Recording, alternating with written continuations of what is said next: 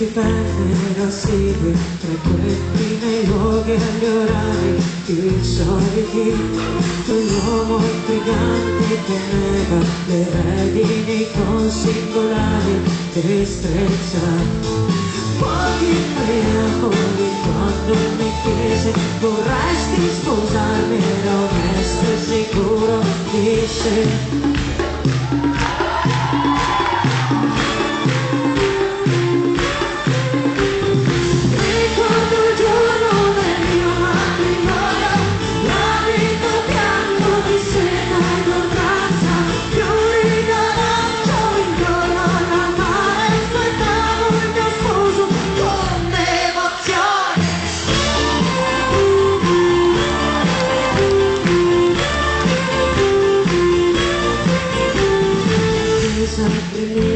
Di gente annoiata per l'interminabile attesa, alle mie spalle sbadiglio come